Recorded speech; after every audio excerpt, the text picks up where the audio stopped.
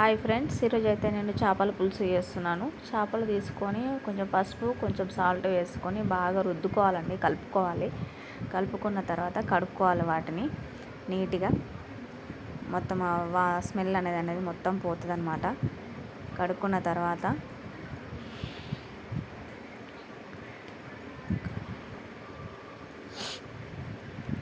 తర్వాత కొంచెం సాల్ట్, కొంచెము కారం, అంటే 1 టేబుల్ స్పూన్ కారము, 1 టేబుల్ స్పూన్ సాల్ట్, కొంచెం 1 టీ స్పూన్ పసుపు వేసుకొని మ్యాగ్నేట్ చేసుకోవాలి వాటిని.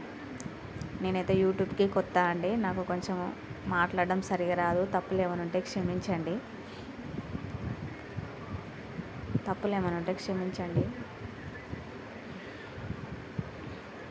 మొత్తం మ్యాగ్నేట్ చేసుకోవాలండి.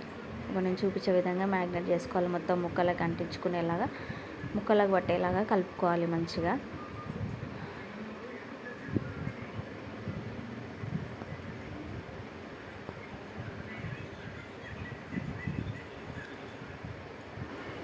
ఇలా కలుపుకోవాలి మంచిగా, మ్యాగ్నేట్ చేసి పక్కకు పెట్టుకోవాలి. ఇంకా ఇప్పుడు స్టవ్ ఆన్ చేసి ఒక చిన్న బాండి పెట్టుకొని దాంట్లో మెంతులు, మిరియాలు, కొన్ని ఆవాలు బాగా అంటే కొంచెం బ్రౌన్ కలర్ వచ్చేలాగా వేపుకోవాలి. కొన్ని ధనియాలు కూడా వేసుకోవాలన్నమాట. మసాలా ప్రిపేర్ చేసుకుంటున్నాం అన్నమాట ఇప్పుడు మనము. అందులో కొంచెం గసగసాలు కూడా కొంచెం లైట్ బ్రౌన్ కలర్ వచ్చేలాగా వేయించుకోవాలి.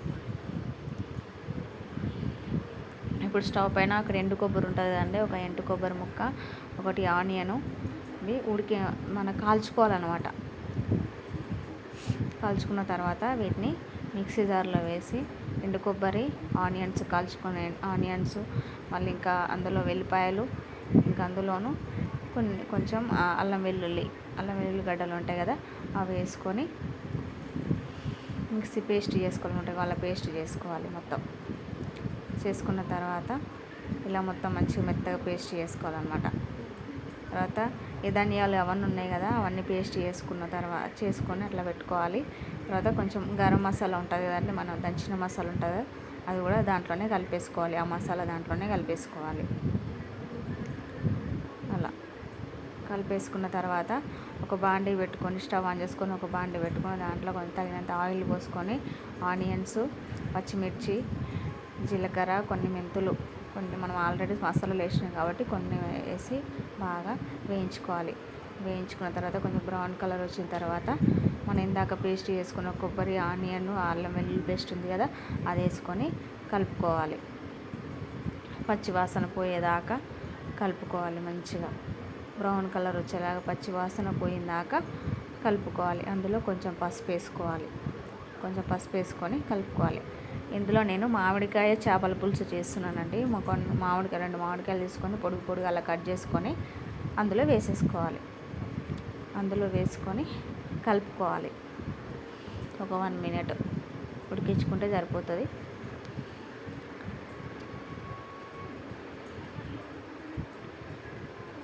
కలుపుకున్న తర్వాత కొంచెం ఉప్పు, కొంచెం కారం, తగినంత ఉప్పు వేసుకొని మన చింతపండు గుజ్జు ఉంటుంది కదా, చింతపండు గుజ్జు దాంట్లో పోసేయాలి.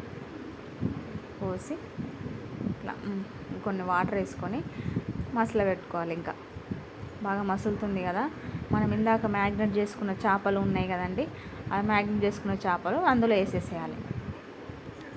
అందులో వేసుకొని ఉడకబెట్టుకోవాలి.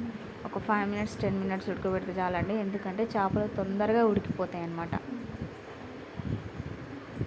ఇట్లా నేను ఫస్ట్ టైం వండినాను, కానీ టేస్ట్ మాత్రం చాలా బాగా అయ్యింది.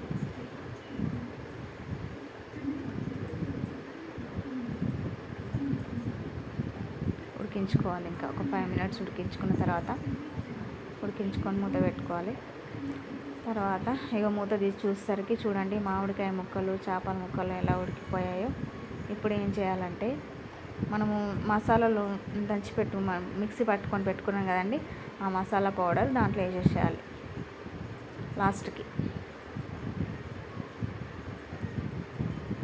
మొత్తం వేసి కలుపుకోవాలి.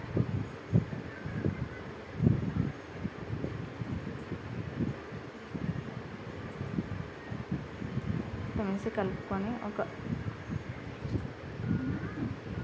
ఒక 1 మినిట్ మూత పెట్టుకోవాలి. మళ్ళీ తర్వాత కొంచెం కొత్తిమీర వేసుకొని దించుకుంటే రెడీ అండి. మామిడికాయ చేపల పులుసు రెడీ. ఓకే.